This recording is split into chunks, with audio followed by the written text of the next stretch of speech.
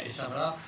I thought it was a mature performance. Clearly didn't have it our own way all day.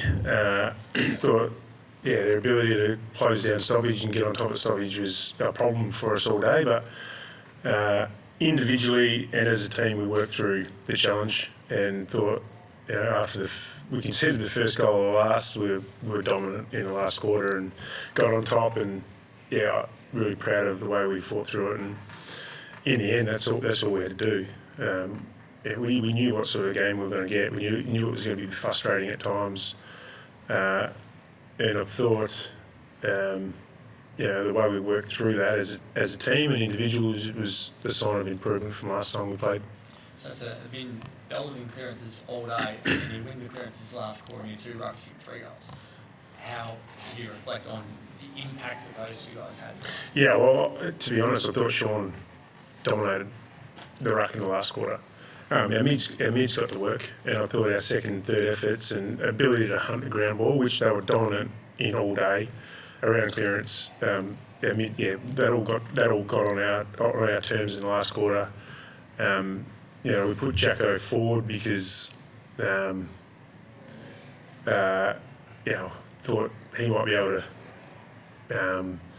not only give us a contest, but he might draw the Wilkie match up. They're a bit younger than what they are usually down there, and for him to impact in the air, for Sean to slide forward and get a goal. And Jacko had direct impact in 3 of the 5 goals in the last. It was good performance from him, and it wasn't probably going his way in the ruck and midfield, but he was able to impact as a forward. I thought. Those 2 talls were important in the last, but I thought our taller players across the ground had impact in the last. So there was a lot of contributors in the last, but I thought our talls in particular, those rucks, were dominant. Their ability, when you've got the 2 of them, obviously the longer the game goes, people get tired when you're going 2 against 1, and to have Darcy win the last, he actually still down to Sarong, and then for Jackson to kick the goals. That an indication of what that combination you've always hoped would be, that when everyone else is getting tired, they're still able to impact. When I say horses for courses, I think people assume that I'm thinking I'll leave one out. And horses for courses means just adjusting to what the game's telling us and who's having impact. And today, my opinion was that Sean was having more impact in the ruck for us, and we opted to give him more minutes in the last quarter. And the great thing about Jacko is he's able to impact in other areas of the ground. And the last play was important, but the second, I think it was the second centre bounce, maybe the last after they kicked the goal for him to take, might not have been centre bounce, but he took a mark on top of 50 and passed it to Sean. That's a big play, and for him to kick a goal out of centre bounce is a big play. So. His ability to have impact in different areas of the ground gives us great flexibility in that tandem.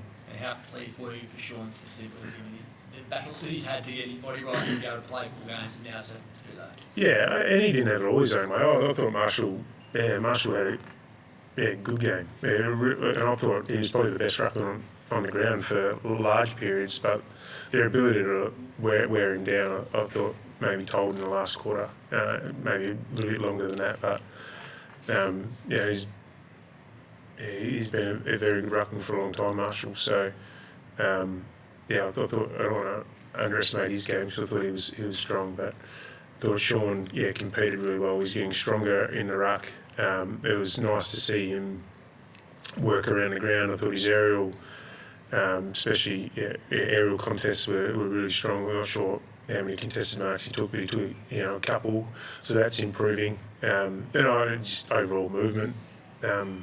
Played big minutes. Felt like he played big minutes anyway in the last, which he lowering his minutes, but he played big minutes in the last, and he saw that out well. So he's taking steps forward.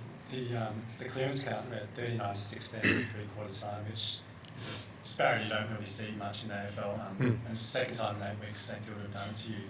Can you put your finger on why they've been so dominant in the clearances against you? They bring numbers up, so they outnumbered us. But having said that, I just thought their ability on the ground ball, and they're a very good ground ball team, and they very rarely lose the ground ball. I thought their ability to adjust, and it wasn't as though Marshall was hitting it lace out to one of their mids. It was quite often hitting the deck, and they were just quicker at it, and they just want to get field position from that. And I thought their ability just to get field position, whether it was quick kick, just soccering off the ground, was a difference and a contrast to what we were trying to do. Except at times we were trying to be a little bit too cute and perfect, and which brought them back into it. And it was probably the difference in mindset from stoppage. But they've shown us up a couple of times now. But like I said at the start, I thought our ability to work through that, and then in the last quarter get on top. I think we're +9 clearances in the last quarter is testament to our maturity and our ability to problem solve, and that's what's taken a massive step forward in the last 6 weeks, or since we played them last. And not bringing on Matt Five, can you talk us through your thinking in that aspect? Came up to the box early in the third quarter that he had some calf awareness. So he must have tried to warm up at half time. He did some run throughs, and then he felt some awareness in his calf. So not sure whether we could have put him on if we had an injury, but since we didn't have an injury and we didn't have any players really flagging, it was safe option was to just leave him out of the game. Yeah. How much of a concern is that even just during a warm up? It's a bit of a concern, of course, but we'll see how he pulls up tomorrow, get it scanned if we need to, see where it takes us. But what I understand, it's pretty minor, and we didn't have to bring him on. Did he say if you really need me, I can go on? I didn't chat to him. Okay. Any concerns during the week? No. It's just happened. A bit of a random one. Yeah, it's the first. Another game from Jordan Clark. Justin, can you talk about, his importance tonight and just the form that he's showing this year? And the opposition bring up stoppage and bring numbers up to stoppage, and quite often they had two forwards up at stoppage tonight, and out of that we tried to get something out of it, and we had Clarkey off the back of stoppage, sometimes a little bit further off the back of stoppage, and he had 14 intercept possessions because of the numbers they bring up to the contest. And I thought he was the best player on the ground. I'll watch it again, but thought he was easily our best across the course of the night. He's strong in the contest, strong with his positioning. I love everything he's doing at the moment. Leadership, he's really maturing as a player. Just the numbers that they bring up to the stoppage, can you tell us a little bit about how you try and combat that and why it does make it so difficult for midfielders particularly? It's not just the numbers with the midfield. I think the body work and that they put into our mids made us a little bit reactive early, which wasn't the plan. I think as the game went on, we tried to get a little bit more movement, and they were just better over the ground ball. The more congested the stoppage is, the harder it is to get a good look at a stoppage. And ask questions of whether you want to pressure the game or you want to look for a bit of drop off, or do you need another forward up at the stoppage, forward from our side of the stoppage, and probably didn't quite get the balance right because one of their forwards is coming all the way to the defensive side, and just ask you different questions, which I think we worked through, tried to change a few things up, and eventually got on our terms. I'll take you back to Clark. There's so many good halfbacks at the moment. All Australian talk is already begun about who might miss out and who might get it. Where do you see him sitting in that conversation? An unbelievable year. He has to be in the conversation. I don't get caught up in those things, individual awards. I don't think Clarkey gets caught up in individual awards. But he was in the squad last year and he's had a better year this year, so I'd imagine he's around the mark. I think for most of your first half, Justin's scores were coming from turnovers. Was that mainly due to the way the Saints were playing, or were you really disappointed with the connection with the forward line? Bits and pieces. When I talk about growth in our game, I think we've got a lot of growth in our game in terms of the way we pass the ball inside 450, whether that's held or fast plays. I think we had a fair amount of marks inside 450 today. I said 15 to the players. Hopefully that's right, which is better than what we've been doing. But a bit of the passing ball inside 450. I thought we largely defended pretty well for most of the first half in particular. Back into the second quarter, we let a few through, and in the last quarter we let a couple through. But it was periods of the game where we played the game in our front half, and I think that reflects in the inside 50s. I don't think we lost an inside 50 count for any of the quarters. So it wasn't as though we were dealing with a heap of field position, but against us. But yeah, we were able to score off turnover. Last time we played them, we weren't able to get that source. And when your stoppages are locked down and you're not winning stoppages, it's hard to score from them. So you need to find another source. And I thought, yeah, some of our work off turnover was good. I mean, we've played 3 of our last 5 games have been wet weather, so there hasn't been a lot of ball movement in those games. Yeah, even though I thought we butchered the footy at times today, it was good to kick. I think 9-6 or something like that from turnover. Yeah, would talk us through Josh Tracy's bravery. I mean, he cops that huge knock to the ribs and gets up and he does the chase down tackle. What's it about him this year that's just sparking that? I think it's maybe a bit unfair to say this year. Like he's done that for a fair while now. Competes his backside off, brave in the air, as you said.